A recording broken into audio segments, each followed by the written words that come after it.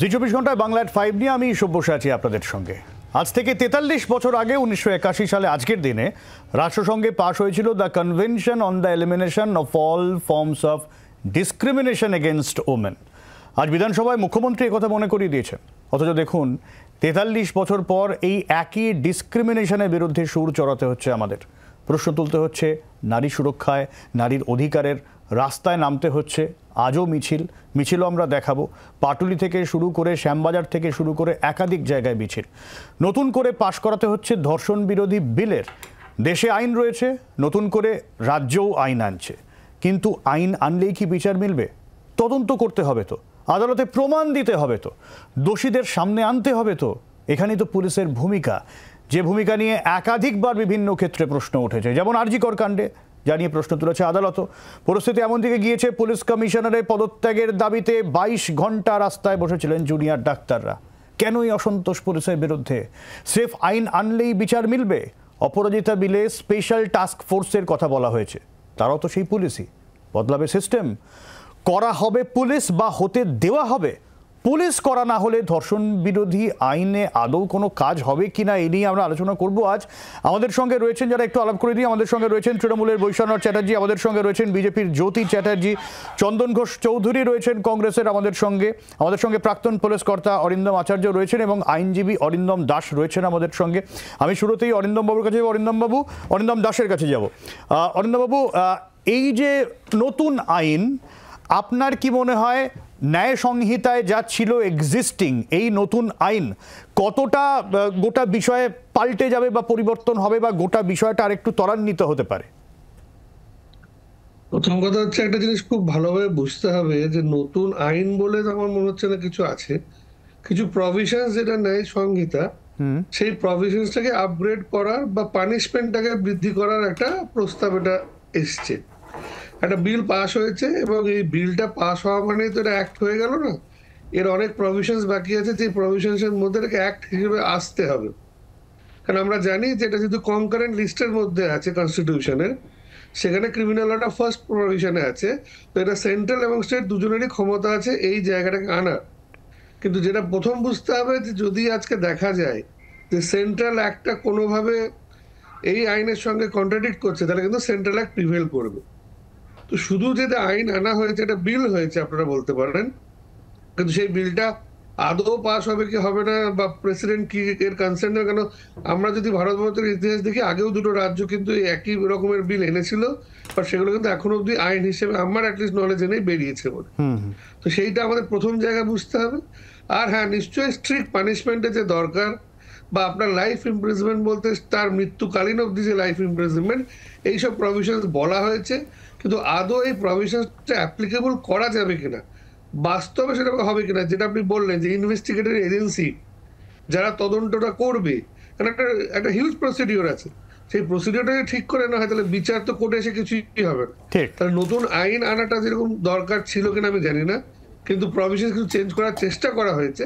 কিন্তু এক্সিস্টিং পরিকাঠামো সেই স্ট্রাকচারটা ছিল, যেটা দিয়ে আমরা হয়তো আরো বেটার জায়গায় আনতে পারতাম। কিন্তু ইনভেস্টিগেটিং এজেন্সির কাজ এবং কোর্টের কাজ যদি একসঙ্গে না করা যায়, তাহলে শুধু আইনে কতটা লাভ হবে এটা প্রশ্নচিহ্ন। এক্স্যাক্টলি আমি আলোচনায় ফিরবো, কিন্তু বারবার যেহেতু শহরে এতগুলো মিছিল চলছে, আমাদের বারবার সেই মিছিলে ফিরে যেতে হচ্ছে। যেমন বিজেপির প্রতিবাদ মিছিল চলছে, ঝাঁটা হাতে মুখ্যমন্ত্রীর পদত্যাগ দাবি করে শুভেন্দু অধিকারী সহ অন্যান্য বিজেপি নেতৃত্ব। এক্সাইড থেকে যে মিছিল শুরু হয়েছে, কোথায় মিছিল, কি বক্তব্য উঠে আসছে মিছিল থেকে, সরাসরি জানবো। শ্রেয়সী রয়েছেন আমাদের সঙ্গে। শ্রেয়সী,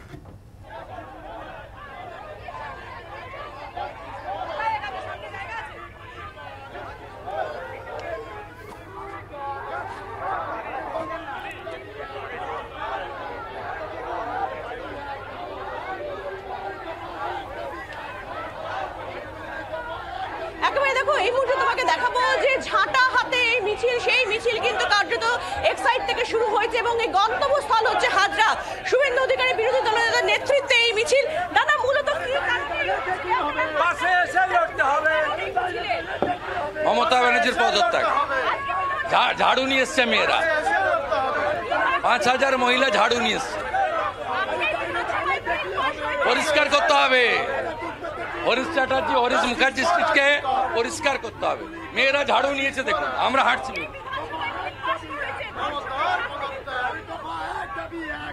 বিল পাস করেছেন, সাপোর্ট করেছি আমরা, কার্যকর করার দায়িত্ব মমতা ব্যানার্জি। আর আমার অ্যামেন্ডমেন্ট গ্রহণ করতে হবে। প্রমাণ লোপাট হলে কোনোদিন কনভিকশন হয় না। উনি আর্জি করে প্রমাণ লোপাট করেছেন, আর আমার অ্যামেন্ডমেন্টে প্রমাণ যাতে লোপাট না হয় তার সুপারিশই ছিল। ঠিক আছে, চলুন। যে বিরোধী দলনেতার নেতৃত্বে যে মিছিল হচ্ছে, সেই মিছিলের সামনে মহিলাদের চিত্রটা দেখাতে বলবো, যে মহিলাদের চিত্র দেখাতে বলবো যে তারা কিন্তু সামনে রয়েছেন তারা, এবং তাদের হাতে ঝাঁটা রয়েছে। ঝাঁটা নিয়ে কিন্তু কার্যত এই মিছিল তারা করছেন। দেখতে পাচ্ছ যে ঝাঁটা হাতে এই মিছিল, সেই মিছিল ইতিমধ্যে শুরু হয়ে গিয়েছে। এক্সাইড মোড় থেকে এই মিছিল যাচ্ছে, এবং সেই মিছিল কিন্তু এই মুহূর্তে হাজরার দিকে যাচ্ছে। যে মিছিলে কিন্তু উপস্থিত রয়েছেন বিরোধী দলনেতা রয়েছেন অর্জুন সিং, রয়েছেন জিতেন্দ্র তিওয়ারি সহ অন্যান্য নেতারা রয়েছেন, এবং কার্যত মূলত কিন্তু মহিলারা রয়েছেন। সেই মহিলারা কিন্তু হাতে ঝাঁটা নিয়ে হাঁটছেন। ঠিক, শ্রেয়সী ছবি দেখাতে থাকো, আমরা ছবি দেখব। আমি পরে আবারও তোমার কাছে আসব।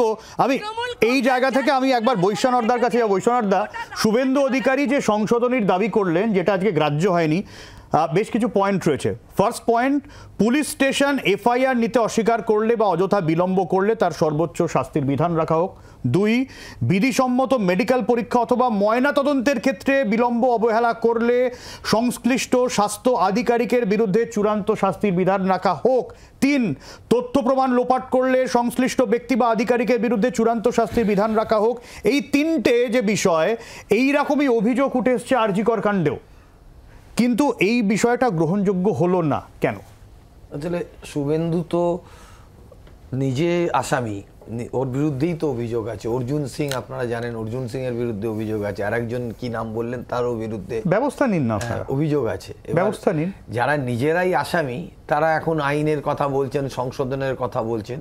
উনি জানেনই না যে আপনি যদি থানা আপনার অভিযোগ নিতে অস্বীকার করে, আপনি ডিসির অফিসে গিয়ে সেটা জমা দিতে পারেন, বা এসপির অফিসে সেটাকে ওরা রিসিভ করতে বাধ্য। আর তাও যদি না নেয়, আপনি পোস্টালে কমপ্লেন জমা দিতে পারেন। জ্ঞানগম্ভী কম, পড়াশুনো কম, খবর রাখেন কম, বলেছেন বিরোধীরা হয়ে গেলেই তো হবে না, জানতে হবে অনেক কিছু। উনি বলেছেন যে এভিডেন্স লোপাট করা যাবে না। উনি জানেন না ট্যাম্পারিং অফ দ্য এভিডেন্সের জন্য সেখানেও একটা ধারা আছে, 201 ধারা। তো ওনাকে তো আগে বিষয়গুলো চেয়ারে বসে পড়লেই তো হবে না, বিরোধী নেতা হিসাবে সাজা নিয়েও একটা এক্সিস্টিং ধারা ছিল আমাদের ন্যায় সংহিতায়, নতুন করে তা পাল্টানো হয়েছিল, ধর্ষণের সংজ্ঞা পাল্টানো হয়েছিল, অনেক কিছুই বদল এসেছিল। তারপরেও তো নতুন একটা আইন এসেছে। ধর্ষণটা আপনি যেটা বলছেন সেটা সারা বিশ্ব জুড়ে এটা একটা সামাজিক ব্যাধি। পশ্চিমবাংলায় হয়েছে, কলকাতাতে হয়েছে, নিশ্চিতভাবে এটাকে আমরা নিন্দা করি, কঠোর শাস্তি চাই। জঘন্যতম ঘটনা হয়েছে, এটা হওয়া কখনোই উচিত না। কিন্তু তার সঙ্গে সঙ্গে উনি যেটা করতে চাইছেন, উনি নিজেকে একটা জাহির করার জন্য উনি নানান ধরনের বক্তব্য, মন্তব্য পেশ করছেন, যেগুলোর কিন্তু আইনের চোখে গ্রহণীয়তা নেই, গ্রাহ্য নয়। এবং ওনাকে এটা জানা উচিত যে ক্যাপিটাল পানিশমেন্ট, এটাকে এমফাসিস দিয়েছেন রাজ্যের মাননীয় মুখ্যমন্ত্রী, যে ফাঁসি দিতে হবে। ধর্ষণ করলে তার সর্বোচ্চ সাজাটা আপনি বলছেন। একটু আপনাকে আটকাচ্ছে, আমি একটু মোহাম্মদ সেলিমের বক্তব্য আসছে, সরাসরি শোনাবো। পুলিশকে চারদিকে দেখছেন, উর্দি পরে দাঁড়িয়ে আছে। এটা একটা তামাশার অংশ পুলিশ মন্ত্রী। কেন তারা লালমাইয়া থেকে কেন আটকাতে পারলো না, যখন ওই বাড়িটাকে ভাঙচুর করছিল, যখন প্রমাণ লোপাট করছিল? যতক্ষণ না এই অপরাধে পুলিশ কমিশনার বিনীত গোয়েল কলকাতা ছাড়ছে, ততক্ষণ পর্যন্ত কলকাতার মানুষ শান্তি পাবে না, শান্ত হবে না। আর যে পুলিশ মন্ত্রী কোলের শিশুর মতো বিনীত গোয়েলকে পালন করছেন, তাকেও বলবো, আসলে সুদীপ ঘোষ হচ্ছে একটা কান, আর এই কানের আসল যে মালিক এখন তাকে ধরে টানতে হবে। সুদীপ ঘোষ তো কান, সন্দীপ ঘোষ তো কান, মাথাকে ধরে টান হবে তো। গাড়িটা আসছে না, একটু আসতে দিন, বাদিকে গাড়িটাকে আসতে দিন। বলেন বলা হচ্ছে দুটো গাড়ির ব্যবস্থা করা হয়েছিল, বিয়ন্দা কোথায় গেলেন? বিয়ন্দা বলেছিল দুটো গাড়িকে জুড়ে দিলে তবে পদত্যাগ তার দাবি করছেন। পুলিশের বিরুদ্ধে কিন্তু খুব আরজিকর কাণ্ডের শুরু থেকে এই যে এখানে বলা হলো, আমি অপরাজিত বিলে কি আছে আমি সেটাও দেখাতে বলবো। 21 দিনের মধ্যে তদন্ত, প্রয়োজনে অতিরিক্ত 15 দিন। এই যে 21 দিনের মধ্যে তদন্ত, প্রথম আলাদা করে টাস্ক ফোর্স হবে, অপরাজিতা টাস্ক ফোর্স। এই যে আলাদা টাস্ক ফোর্স করে তদন্ত, প্রথম কথা পুলিশকে তদন্ত 21 দিনের মধ্যে শেষ করতে হবে, এটা বড়সড় চ্যালেঞ্জ। প্লাস যেখানে পুলিশের তদন্তের প্রক্রিয়া নিয়েই প্রশ্ন উঠছে, পুলিশের তদন্তে নজরদারি, বিচার বিভাগীয় নজরদারির কথা বলা হচ্ছে, সেখানে এই বিষয়টা একটু ধোঁয়াশা থাকছে না? আপনি প্রথমে যে বক্তব্যটা বললেন পুলিশকে কড়া হতে হবে, আইনের ক্ষেত্রে ইনভেস্টিগেশন এখানে করার কোনো গল্প নেই। এখানে হচ্ছে he should be acquainted with the subject. আমরা কি ইনভেস্টিগেশন করছি, what is the rules and regulation, তার নেগেটিভ সাইড কি আছে, পজিটিভ সাইড কি আছে, এটা আপনার প্রথম। বৈষ্ণবদা এখানে আছেন, অনেক ভালো আইনজ্ঞ, আমি খুব ওনাকে শ্রদ্ধা করি। আমি আপনাকে প্রথম বলছি, এই যে বিরোধী দলনেতা যেটা বলেছেন উনি ঠিকই বলেছেন, 201 ডিসঅ্যাপিয়ারেন্স অফ এভিডেন্স, কিন্তু নতুন একটা আইন যেটা শুরু হলো সেটা হচ্ছে 238। তাতে কি আছে, disappearance of evidence and false information. আপনি দেখে নেবেন এই যে আরজিকর হসপিটালটা ফলস ইনফরমেশন বিভিন্ন দিক থেকে, এই 1 নম্বর বলছি। আরেকটা বলছি যে মৃত্যুদণ্ড। আপনি আমাকে বলুন তো, আপনি শুধু আমাকে এই কথাটা বলুন যে আমাদের নতুন যে আইনটা হয়েছে 70 ক্লজ 1, 70 ক্লজ 2-তে স্পষ্ট বলা আছে যে ওখানে মৃত্যুদণ্ড কিভাবে দেওয়া হবে, যাবজ্জীবন কোন জায়গায় দেওয়া হবে, স্পষ্ট বলা আছে ওখানে। এবং খুব, আমি মনে করি খুব সুন্দর করেছে। আপনি আগে ভাবুন, এই নতুন আইনটা হয়েছে, মুখ্যমন্ত্রীকে আমি স্বাগত জানাই, শ্রদ্ধা জানাই। আপনি বলুন আমাকে, আমাদের ভারতের স্টেট হচ্ছে গিয়ে 36টা টোটাল। 36টা স্টেটে যদি আজকে প্রত্যেকে একটা করে আইন আনে, মৃত্যুদণ্ড, ফাঁসি। আচ্ছা, ফাঁসি যদি কোনো জায়গায় একটা বলবে যে না আমরা ফাঁসি দেবো না, কোনো জায়গায় বলবে আমরা 10 বছর, এবং এটা জানেন যে এটা কিন্তু রাজ্যসভা তুলতে পারবে, বাট রাষ্ট্রপতির কিন্তু পারমিশন ছাড়া, কনসেন্ট ছাড়া কিন্তু এটা কোনোভাবেই গ্রাহ্য হবে না। আমার প্রশ্ন হচ্ছে 2004 থেকে 2013 সাল পর্যন্ত 16 পর্যন্ত 1303 জনের ফাঁসির অর্ডার হয়েছে। ওয়েস্ট বেঙ্গলে রয়েছে 110 জন, একমাত্র ধনঞ্জয় ছাড়া এখনো ফাঁসি হয়নি। আমি আপনাকে বলতে চাচ্ছি ইমপ্লিমেন্টেশনটা দরকার, আইন করলে তো হবে না। আপনি বলুন আজকে আরজি করে এই যে আপনি যে ডিসঅ্যাপিয়ারেন্স অফ এভিডেন্স, যে 71 ক্লজ 2-তে দেখুন স্পষ্ট কি সুন্দর নিয়মটা আছে যে এই সমস্ত ক্ষেত্রে আপনাকে এফএসএল এক্সপেরিয়েন্স পার্সন নিয়ে যেতে হবে। নিয়ে গেছিল স্নিপার ডগ, নিয়ে গেছিল ওখানে, নিয়ে গেছিল হিউম্যান স্নিপার ডগ, যে মানুষরূপী কুকুরগুলো গিয়ে আজকে এভিডেন্সগুলো নষ্ট করে দিয়েছে। অতএব আইনটা আমাকে প্রণয় করলে হবে না, যথাসময়ে আজকে যদি আইনটা প্রয়োগ করে, এবং সেটাই আমি মুখ্যমন্ত্রীকে অনুরোধ করছি যেন সেই ক্ষেত্রে। এই জায়গা থেকে অরিন্দম বাবু যেটা আপনি বলছিলেন যে বেশ কিছু প্রশ্ন উঠেছে, এবং সেই প্রশ্নে পুলিশ কমিশনারের পদত্যাগ দাবি, লালবাজারে জুনিয়র চিকিৎসকের প্রতিনিধি দল তারা সেখানে ছিলেন, সেখানে তারা রয়েছেন, বেরিয়ে এসে কিছু বলবেন কিনা বা কি চলছে সেখানে একটু দেবাঞ্জনের কাছ থেকে আপডেট নিই। দেবাঞ্জন, দেখো,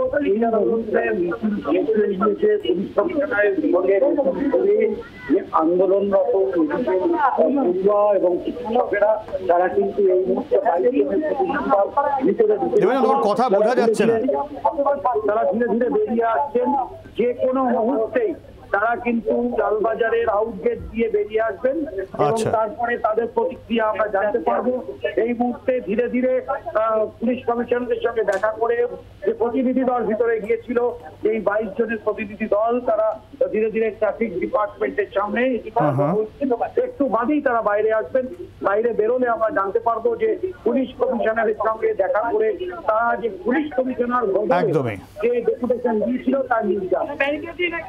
একদমই দেবাঞ্জন, যে মুহূর্তে জুনিয়র চিকিৎসকরা বেরিয়ে আসবেন, সাংবাদিকদের মুখোমুখি হবেন, অবশ্যই আমরা সরাসরি চলে যাব কি বক্তব্য তারা। তবে আপাতত আমরা একটা বিরতি নিয়ে নেব, বিরতির পরে আলোচনায় ফিরে আসবো। আমি জ্যোতির কাছে আসবো, চন্দনদার কাছেও আসবো, একটা বিরতির পর ফিরে আসি, সঙ্গে থাকো।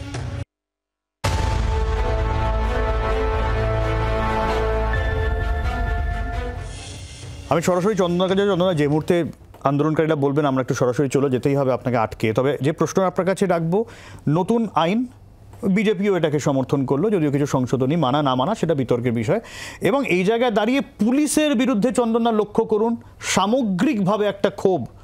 কলকাতা পুলিশ বা পশ্চিমবঙ্গ পুলিশ পিআর করার চেষ্টা করছে, জনসংযোগের চেষ্টা করছে, কিন্তু বারবার ব্যর্থ হচ্ছেন তারা, ব্যাকল্যাশ হচ্ছে পুলিশের প্রতি। এই যে অবিশ্বাস, এই আইন ইমপ্লিমেন্টেশনটা হবে কি করে? এক্স্যাক্টলি, তুমি যেটা বললে না সব্য, আমি একদম শুরুতে অরিন্দমবাবু যে কথাগুলো বললেন আমি তাকে সহমত পোষণ করি, মূলত এই কারণে। দেখো, তুমি যদি কনটেক্সটটাকে দেখো তাহলে একটা জিনিস বুঝবে। আমি বারবার যেটা বলি, ক্ষোভও কিন্তু পলিটিক্সের মধ্যে ডাইনামিক। মানে ক্ষোভটাও ডাইনামিক। যেদিনকে বলা হয়েছিল সাজানো ঘটনা 2011-12 এই পার্ক স্ট্রিট কাণ্ডে, চন্দ্রদা সরাসরি চলে যাবে, সন্ধ্যা সরাসরি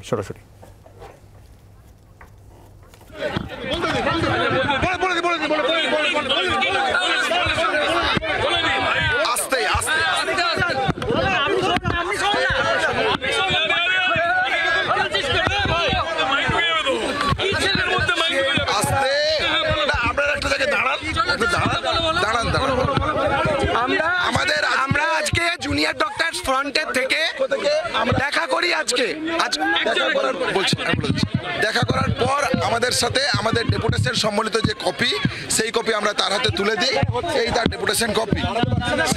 সেখানে আমরা তাদের পরিষ্কার যে 9, 10 তারিখ এবং 12 এবং 14 তারিখের যে আরজি করের বুকে যে ঘটনা ঘটেছে তার জন্য আমরা তার রেজিগনেশন দাবি রেখেছি।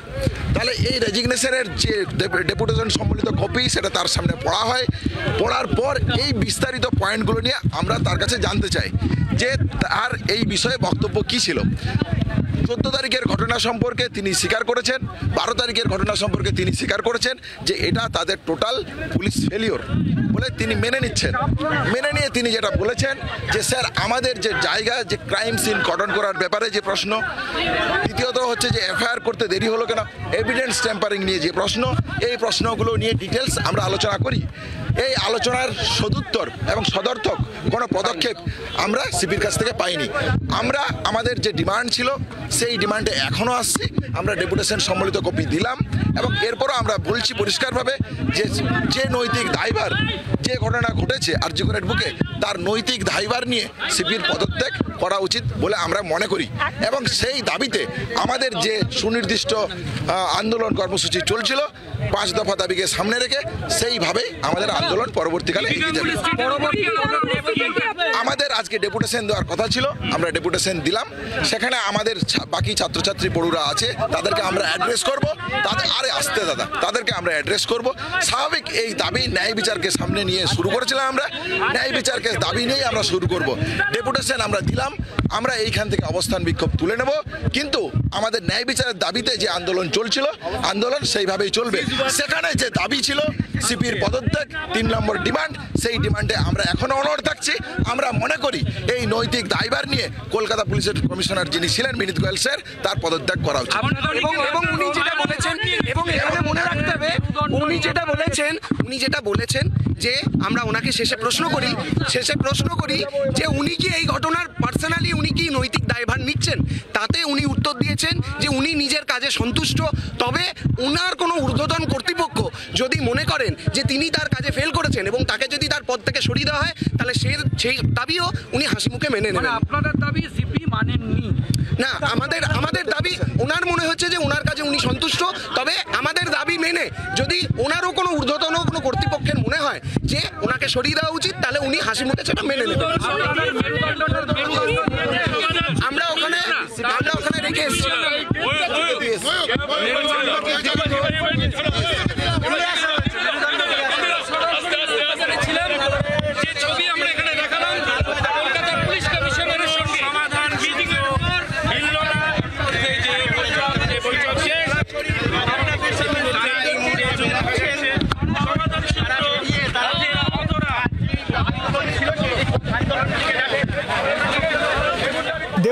দেবাঞ্জন রয়েছে। দেবাঞ্জন, আমার কথা শোনা যাচ্ছে? যদি শোনা গিয়ে থাকে দেবাঞ্জন, দুটো বিষয়, আর তার মানে দুটো বিষয় উঠে এলো। এক, আরজি কর কাণ্ডের যে তদন্ত, খুন ধর্ষণ কাণ্ডে, তাতে সিপি তার ভূমিকায় সন্তুষ্ট, এবং 14 তারিখের রাতের যে ঘটনা, ভাঙচুরের ঘটনা, তাতে সিপি স্বীকার করে নিয়েছেন যে পুলিশের তরফ থেকে গাফিলতি ছিল। চিকিৎসকদের অন্তত তেমনই দাবি, তাই তো? একদম একদম একদম। চলুন, ওনারা যাচ্ছে। দেখুন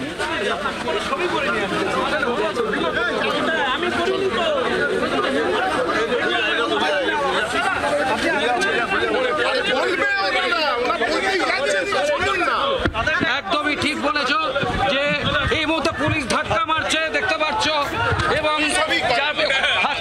মেডিকেল পাঠরত পড়ুয়ারা এবং চিকিৎসকরা, তারা কিন্তু যে 22 জনের প্রতিনিধি, তারা বেরিয়ে আমাদের যা জানিয়েছেন তা হচ্ছে যে পুলিশ কমিশনার তাদের সঙ্গে বৈঠকে কার্যত স্বীকার করে নিয়েছেন যে 14 তারিখ পরিস্থিতি তৈরি হয়েছিল আরজিকর মেডিকেল কলেজে, তা সেক্ষেত্রে তাদের ব্যর্থতা তিনি স্বীকার করেছেন এবং একই সঙ্গে যে দাবি নিয়ে তারা 22 জনের প্রতিনিধি দল ঢুকেছিল লালবাজারের ভিতরে, সেখানে তারা স্বীকার করে নিয়েছেন যে তারা তার কাজে তিনি সন্তুষ্ট।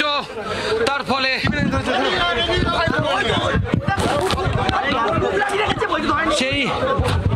তার কোনো পদত্যাগের কোনো বিন্দুমাত্র ইচ্ছে নেই। যদি তার ঊর্ধ্বতন কর্তৃপক্ষদের কেউ তাকে বলেন যে পদত্যাগ করতে,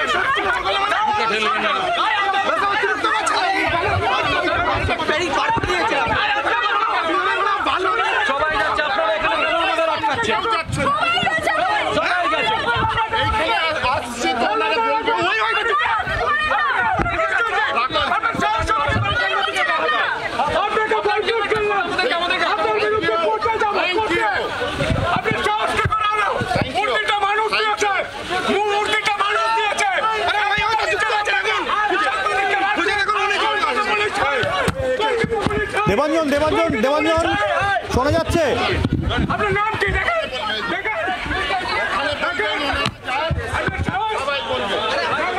দাদা ওখানে আপনি কি অতিরিক্ত কাজ দেখাচ্ছেন?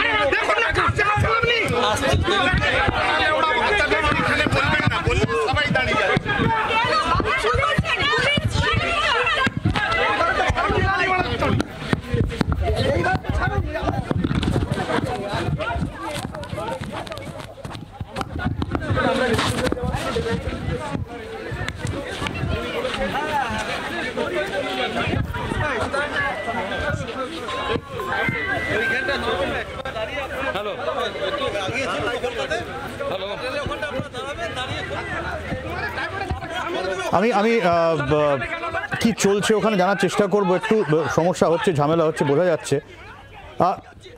দেবাঞ্জন কি চলছে ওখানে? দেবাঞ্জন,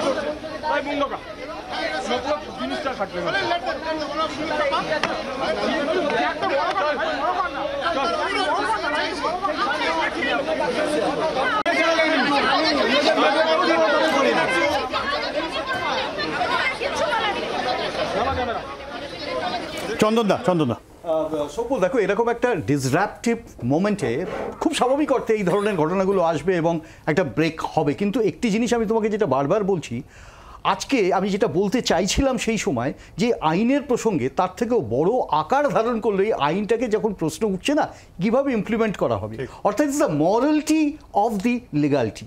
এই যে মরাল থেকে শিফট করবে লিগাল, সেই জায়গাটাতে এক ভদ্রলোক পুলিশ কমিশনার, আমি সত্যি কথা বলছি, বৈষ্ণবদা জানে আমি নিরুপম সোম যখন আমাদের পুলিশ কমিশনার, আমার রাজনৈতিক জীবন তখন শুরু, সম্ভবত ইনি মনে করবেন 82-83 সময়, সেখান থেকে আমি আজ পর্যন্ত এই বিনীত গোয়েল পর্যন্ত রাজনীতিক চক্রে দেখলাম যে এই একটিমাত্র মানুষ যেখানে পুলিশ কমিশনারের থেকে পদত্যাগ চেয়ে সারা কলকাতা আজকে এরকম একটি ব্যাপক আন্দোলন, এবং তিনি বলছেন আমি আমার কাছে সন্তুষ্ট।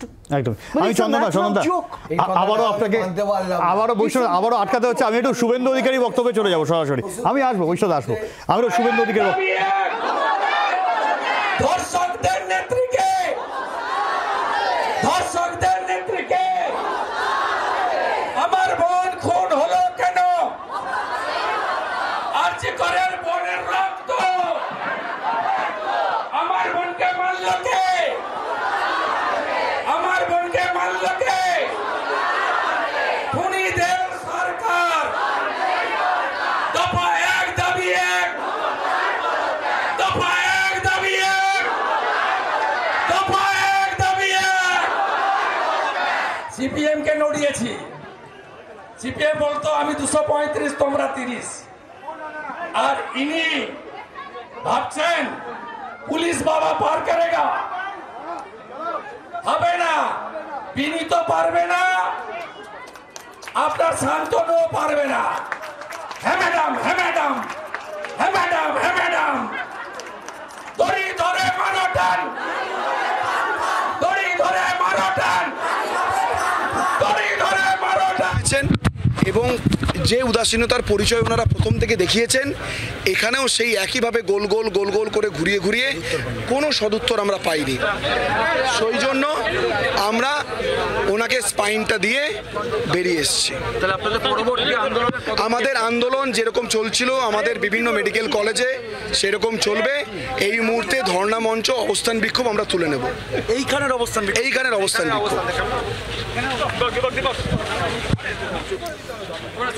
অবস্থান বিক্ষোভ তুলে নেবেন জুনিয়র ডাক্তারদের তরফে বলা হলো। কিন্তু জ্যোতি, যে প্রশ্নটা তারা কিন্তু রেখে গেলেন যে পুলিশ কমিশনারের পদত্যাগ, সেই পদত্যাগ তিনি করছেন না, যদি না ঊর্ধ্বতন কর্তৃপক্ষ চান। আমি বৈষ্ণবদের কাছেও পরে বিষয়টা নিয়ে আসবো।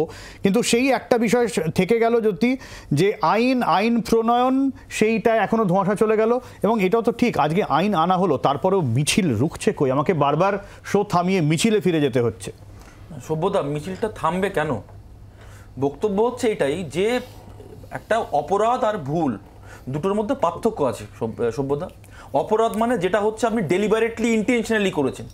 এখানে তো সরকারি মদতে, সরকারি প্রচ্ছন্ন মদতে আপনার একটা ভাবতে পারছেন Indira Mukhopadhyay DC central police বা প্রেস কনফারেন্স করে যখন ছবিটা দেখাচ্ছে, একটা ছবিকে ক্রপ করে দেখানো হয়েছে, যেটা আপনাদের ক্যামেরাও দেখেছি আমরা।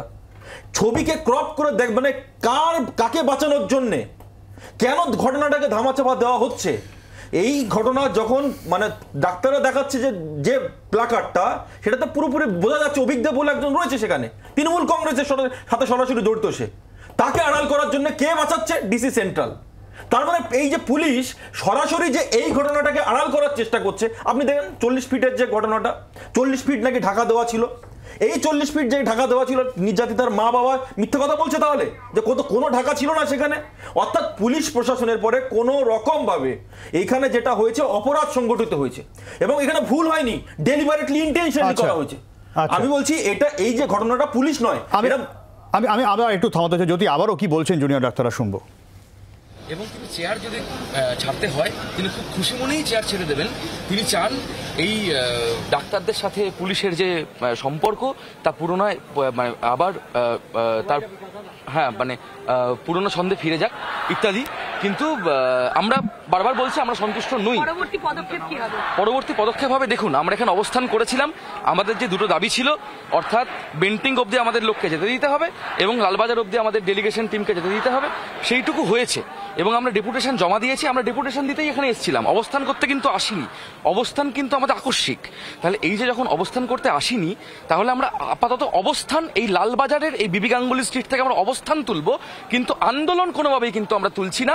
আন্দোলন যেরকম তোলা সেরকমই আরজি কর কেন, যে কোনো ধর্ণা মঞ্চের অবস্থান চলবে। আমার নাম পুলস্ত আচার্য। আমাদের আন্দোলন যেরকম চলছে সেরকমই চলবে।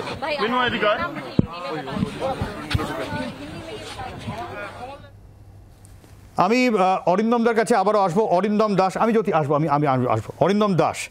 অরিন্দম দা, এই যে আইন আনা হলো এই আরজিকর কাণ্ডের আবহে এত বাদ প্রতিবাদে, আইন আনার পর জনমানসে তার তো কোনো প্রভাব আমরা দেখতে পাচ্ছি না, একইভাবে চলছে। তার মানে কি এই আইন এখনো পর্যন্ত প্রশ্ন চিহ্নের মুখে থেকে গেল, যে এই আইন এনে আদৌ কাজের কাজ কি হবে তা নিয়ে কি প্রশ্ন থেকে গেল? দেখুন, আপনি যতজন আছি বা স্টুডিওতে যারাই আছে, যে পক্ষ বিপক্ষ ওই নিয়ে আমি আলোচনা করছি না, সবাই তো আমরা বিচার চাইছি। আজকে আমরা আইনজীবীরাও পথে নেমেছি, আমরা বিচার চেয়েছি। আমরা কি মানুষকে কোথাও বলেছিল যে নতুন আইন এনে বিচার পেতে হবে? আমরা জানি যে আমাদের যে ক্রিমিনাল লটা সেটা কিন্তু ঢেলে সাজানো হয়েছে। তার এফেক্ট, তার কতটা ঠিক কতটা ভুল এখনো অব্দি আমরা জানি না, বিকজ সেটা সদ্য নতুন একটা আইন। আজকে মানুষ কিন্তু বারবার আইন এনে আপনি বিচার দেবেন না, আইনটা প্রয়োগ করে বিচার দেবেন, এটা কিন্তু মানুষের প্রশ্ন না। কারণ এটা ধরুন আইনের অনেক কচকচানি আছে, সেটা আপনি আলোচনা করতে পারি, কোর্টের ভেতরে অনেক কিছু আলোচনা হয়। সাধারণ মানুষের তাতে কিছু এসে যায় না। সাধারণ মানুষ চাইছে বিচার। বিচার বলতে তারা কি বোঝে? আজ কিন্তু দেখুন, আমরা নিজে একজন আইনজীবী হিসেবে আমি নিজে এখনো আপনাকে বলতে পারি যে ঘটনার এতদিন পার হয়ে গেল, এখনো অব্দি কিন্তু এটা কিন্তু একটা কোনো ওপেন ছাদের তলায় বা কোনো একটা রিমোট অঞ্চলের ঘটনা না, কলকাতার একটা সরকারি হসপিটালের ঘটনা। এখন অব্দি আমরা কিন্তু, যে আপনিও নিজেকে সত্যিটা জানতে পেরেছেন বা বুঝতে পেরেছেন যে কেন এই ঘটনাটা ঘটেছিল। মানুষের যে জুডিশিয়ারির কাছে বিচার চাওয়া বা আজকে আইন আদালতের কাছে আসা এবং পুলিশের কাছে প্রথম এক্সপেকটেশন হচ্ছে যে আপনারা কি তদন্ত করে কি বার করলেন, তারপর তাকে সাজা পাওয়ানো। তো প্রথম দিকটাই তো এখন অব্দি আমরা কনক্লুড করতে পারিনি। আমি সময় বেঁধে দিচ্ছি, আমি বলছি এই পানিশমেন্ট দেওয়া উচিত, কিন্তু পানিশমেন্টটা দেবো কাকে? তাকে তো সেটা প্রমাণ করতে হবে যে আমি একে পানিশমেন্ট দিতে চাই। আমরা তো সেটা এখনো তো নিজেরাই বুঝতে পারছি না। কারণ আমি একজন আইনজীবী হিসেবে আপনাকে বলছি, আমরা এখনো জানি না যে আদৌ, কারণ আমরা সবাই মনে করছি এটা একজনের পক্ষে ঘটনা সম্ভব না। সিবিআই ইনভেস্টিগেশন চলছে, এই ইনভেস্টিগেশনের যে প্রথম বেসিক কনক্লুশন এখন আমরা পাইনি। তাহলে মানুষ বিচার চাইছে মানে মানুষ আইন চাইছে না। মানুষ চাইছে যে ঘটনাটা ঘটেছিল সেটা জনসমক্ষে আসুক এবং যারা ঘটেছিল তাদের শাস্তি হোক। এই দুটোই তো কোনোভাবে আইনে নেওয়া হতে পারে না। এক্সিস্টিং আইন যথেষ্ট ছিল এটাকে কোপ আপ করার জন্য। একদমই। আর আমি বৈষ্ণবদার কাছে আসার আগে একটা ছবি দেখাতে চাইবো, যেখানে পাটুলি থেকে উল্টোডাঙ্গা একেবারে মানববন্ধন, সেখানে চিকিৎসক মহলের অনেকে এসেছেন, সাধারণ মানুষ এসেছেন। নান্টু রয়েছেন আমাদের সঙ্গে রুবি মোড় থেকে। কি অবস্থা, কারা মানববন্ধনে অংশগ্রহণ করেছেন, সেখানকার কি দাবি, একবার নান্টুর কাছ থেকে। নান্টু, খুব সংক্ষেপে।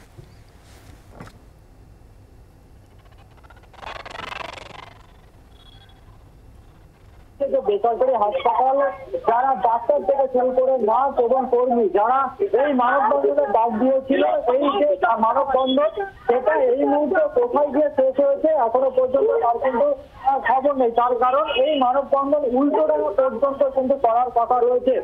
এবং এই যে মানববন্ধন আজকে যে বেসরকারি হাসপাতাল, যারা ডাক্তার থেকে শুরু করে নার্স এবং কর্মী, যারা এই মানববন্ধনের ডাক দিয়েছিল, এই যে মানববন্ধন সেটা এই মুহূর্তে কোথায় গিয়ে শেষ হয়েছে এখনো পর্যন্ত তার কিন্তু খবর নেই। তার কারণ এই মানববন্ধন উল্টোডাঙ্গা পর্যন্ত কিন্তু করার কথা রয়েছে এবং এই মানববন্ধন এই মুহূর্তে একদমই সেই ছবি আমরা নান্টু যেরকম বলছিল যে মানববন্ধনের শেষ কথা এখনো পর্যন্ত চোখে ধরা যাচ্ছে না। বৈশ্বনাথদা, ক্ষোভটা কোন জায়গায় আপনারা নিশ্চয়ই বুঝতে পারছেন। দেখুন, এই ঘটনায় মানে শুধু আইন দিয়ে এই ক্ষোভ নিবারণ করা সম্ভব? দেখুন, আমরা মনে করেছি যে এই ঘটনাটা অত্যন্ত কুৎসিত দুর্ভাগ্যজনক ঘটনা এবং এর জন্য আমরা নিজেরা, মুখ্যমন্ত্রী নিজে মিছিল করেছেন। ছাত্রদের একটা বিরাট 1 লক্ষ ছাত্রদের সমাবেশ হয়েছে 28শে আগস্ট। সেখানে মুখ্যমন্ত্রী বলেছেন দোষীদের ফাঁসি চাই, অপরাধীদের। এবার নাগরিক সমাজ বা কিছু ছাত্রছাত্রী তারা মানববন্ধন করছেন, তাদের আন্দোলন করার অধিকার আছে, নিশ্চয়ই তারা আন্দোলন করতে পারেন, আমি তো সে ব্যাপারে কিছু বলতে পারবো না। কিন্তু এই একটাই জিনিস আমি বলবো যে কিছু কিছু রাজনৈতিক দল তারা এইটাকে কেন্দ্র করে এই নক্কারজনক কুৎসিত ঘটনা, যেখানে একজন এখনো পর্যন্ত আসামি অ্যারেস্ট হয়েছে এবং সেটা ক্যালকাটা পুলিশ করেছে। সিবিআই আজকে 20 দিনের ওপরে ইনভেস্টিগেশন করছে, কোনো কিছু নতুন তথ্য এসছে কিনা এখনো বাংলার মানুষ বা দেশের মানুষ জানে না। সুপ্রিম কোর্টে 5 তারিখের ডেট আছে। ইনভেস্টিগেশন করছেন সিবিআই, আর দোষকারে বিরোধীরা বন্দুকের তাক করছেন মুখ্যমন্ত্রী বা তৃণমূল কংগ্রেসকে। এই জায়গাটার আমরা মানে প্রতিবাদ করতে চাই। আচ্ছা চন্দনদা। না, একদম পরিষ্কারভাবে একদম সঠিক কথা বলেছেন, কিন্তু আমি তোমাকে আবারও বলি যে ক্ষোভটা ডাইনামিক। যেদিন ওই পার্কস্ট্রিটের ঘটনা ঘটেছিল তারপরে তুমি দেখো কামদুনি থেকে রানাঘাট, কাটোয়া, হাঁসখালি হয়ে আজকে ক্ষোভের চূড়ান্তে পৌঁছেছে। মানুষ একদিনে করেনি, মানুষ দীর্ঘদিন ধরে একটা অসহ্য মাত্রায় পৌঁছে যাওয়ার পরে, এবং শুধু তাই না, দেখো নির্বাচনে কারচুপি থেকে, কারাপশন থেকে, দ্য হোল সাম, এই যে ঘটনার এক্সপ্লোশন, তুমি আলাদা করবে না, মানুষ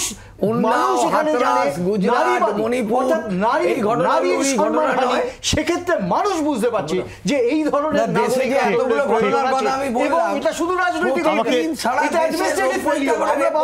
আমাকে আবার আপনাদের থামাতে হচ্ছে, কারণ অবস্থানরত যারা আন্দোলনকারী রয়েছেন তাদের আরো বক্তব্য আছে, শুনবো। একদমই আমাদের মনোপ্রসূত হয়নি। ওনারা জানান যে 12 তারিখ এবং 14 তারিখের ঘটনায় কলকাতা পুলিশের দায়ভার ওনারা গ্রহণ করে নেন, কিন্তু তার জন্য ওনারা যেটা বলেন যে ওইখানে যারা কর্মরত, যারা নিম্নপদস্থ যারা পুলিশ অফিসার ওখানে অন ডিউটি ছিলেন, তারা কার্যত তাদেরকে বলি দিয়ে নিজের দায়ভার ছেড়ে ফেলতে চান। তাতে ওনাদেরকে যে মাথার উপরে যে থাকে না, আপনার শুধুমাত্র কি পুলিশই দায়ী? পুলিশের দায়বদ্ধতা কার সাথে, মানে কার, মানে কে পুলিশ কার প্রতি দায়বদ্ধ, কার কাছে দায়বদ্ধ? সেটা তো পুলিশ মন্ত্রীর কাছে। এই জন্য আমরা এর সঙ্গে তো সরাসরি পুলিশ মন্ত্রী যুক্ত না হলে এইরকম ঘটনা সিপির পক্ষে করা সম্ভব নয়। এক, দ্বিতীয় বিষয় যেটা চন্দনদা পয়েন্ট আউট করছিল, সেটা হচ্ছে আপনার দুর্নীতির একটা বড় যোগ। এটা কিন্তু সরাসরিভাবে এখানে আমরা দেখতে পেয়েছি। দুর্নীতির সঙ্গে যখন একের পর এক যোগ থাকা সত্ত্বেও এই সন্দীপ ঘোষকে পোষা হয়েছে, রীতিমতো পোষা হয়েছে সরকারি দল এবং তার প্রচ্ছন্ন মদতে, যে কারণের জন্য 4 ঘন্টার ব্যবধানে তাকে প্রাইস পোস্টিং দেওয়া হয় এত বড় একটা ন্যাক্কারজনক ঘটনার পরেও, এবং একের পর এক যখন তাকে বদলির থেকে বাঁচানো হয় এই তৃণমূল কংগ্রেসের সরকারের দ্বারা, তখন কিন্তু এই যে সিস্টেম যেটা তৈরি করা হচ্ছিল, সিস্টেমের বলি কিন্তু আমার এই বোনটা। অর্থাৎ এই সিস্টেম যদি বদল না হয়, এই সিস্টেম অর্থাৎ যে সিস্টেম তৈরি করেছে মমতা বন্দ্যোপাধ্যায়, তার যদি বদল না হয়, মমতা বন্দ্যোপাধ্যায়ের যদি বদল না হয়, এই সিস্টেম কিন্তু শুধুমাত্র এই একটা মানে ধর্ষণের শাস্তি বা ধর্ষণের মানে ফাঁসি হলেও এরকম ঘটনা কিন্তু আগামী দিনে চলতে থাকবে। একদম মানে দুর্নীতির সঙ্গে সরাসরি যুক্ত, যে আপনার শাসক তোমার ধর্ষক তোমার কে হয়, শাসক তোমার কিসের হয়, দর্শক তোমার কে হয়, শাসক তোমার কিসের হয়, ধর্ষক তোমার কে হয়, শাসক তোমার কিসের ভয়, তারা জেলে গেছে, তারা যে তার মানে এখানে করবেন, তার মানে এখানে করবেন, তার মানে আমি কন্টেন্ট করছি, তার মানে এখানে করবেন। আমার আরেকটা বিরতির সময় গেছে, ফিরে আসবো বিরতির পর, সঙ্গে থাকুন।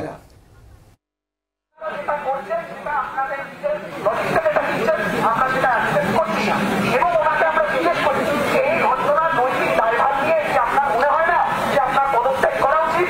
তাতে উনি বলেন যে ওনার কাজে পার্সোনালি উনি সন্তুষ্ট।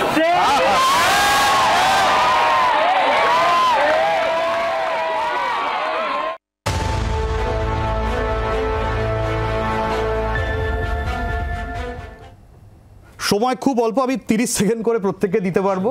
যে প্রশ্ন হয়েছিল, তাহলে কি সামগ্রিকভাবে সিস্টেমের যদি পরিবর্তন না হয়, ইনক্লুডিং প্রশাসনিক সিস্টেম, যতই আইন হানা হোক, যতই পুলিশি তদন্তের কথা বলো, কিচ্ছু হবে না? আমি শুরু করব অরিন্দম আচার্যকে দিয়ে। আইন করলেই হবে না, আইনের প্রয়োগটা যেন সঠিক হয়। তার সাথে আমি আরেকটু অ্যাড করছি, mistake of fact and mistake of law, দুটোর মধ্যে হেভেন অ্যান্ড হেল ডিফারেন্স। শেষ করছি, যে আইনটা আসছে তার মধ্যে আমি একটু আপিল করি, উইটনেস প্রোটেকশন সিস্টেমটা যেন থাকে, কাস্টডি ট্রায়ালটা যেন থাকে। আর একটা বলছে বার্ডেন অফ প্রুফ, যে মেয়েটি ধর্ষিতা হচ্ছে তার ওই সুন্দরবন থেকে এখন মাসের পর মাস, বছরের পর বছর উইটনেস প্রোটেকশন আনতে হবে তাকে টাকা খরচ করে, এটা যেন না হয়। বার্ডেন অফ প্রুফ মানে যে আসামি তাকে প্রমাণ করতে হবে হি ইজ ইনোসেন্ট। একদমই। অরিন্দম দাস। বিষয়টা একই, যেটা আগেও বলছিলাম, যে বিষয়টা আমাদেরকে এটা বুঝতে হবে, শুধু আইন এনে কিছু হবে না। পরিকাঠামো, ইনফ্রাস্ট্রাকচার, ইনভেস্টিগেশন এজেন্সি যে বারবার আপনারা আলোচনা করছেন একটা বড় রোল আছে, সেটা যদি, আর যেটা হচ্ছে ইনভেস্টিগেশন, যেটা আমরা দেখছি যে এই যে হ্যাপাজার্ড স্টেটমেন্ট দিয়ে দেয়া, এটা আমার মতে বন্ধ করা উচিত। যেটা সুপ্রিম কোর্টও বলছে যে বারবার স্টেটমেন্ট আপনি ঠিকঠাক দিন এবং তদন্তের সাথে না বলতে হলে বলবেন না, কিন্তু ভুলভাল স্টেটমেন্ট বন্ধ করুন। আর শুধু আইন দিয়ে হবে না, এটাকে প্রণয়ন, যেটা আমাদের এক্সিস্টিং আইন ছিল সেটা যথেষ্ট, বাট যদি অ্যাপ্লিকেবল না হয় তাহলে কিন্তু সুবিচার কোনোদিনই পাওয়া যায়। চন্দনদা দেখো, এখানে আমার দেখে আমার আজকে পর্যন্ত যে অবস্থাটা আমি দেখলাম তাতে আমার মনে হয় একটা ডেসপারেসি আছে। এই একটাকে নিয়ে একটা ডাইভার্সন করার চেষ্টা হচ্ছে, কারণ 1 জুলাই থেকে কিন্তু আমাদের একটা নতুন এক ভিএনএস চালু হয়েছে। সুতরাং আমার ব্যক্তিগতভাবে যেটা মনে হয় বা দলীয়ভাবে যে আমাদের যে রিসার্জেন্স দরকার সেটা হচ্ছে রিফর্ম ইন দ্য সিস্টেম।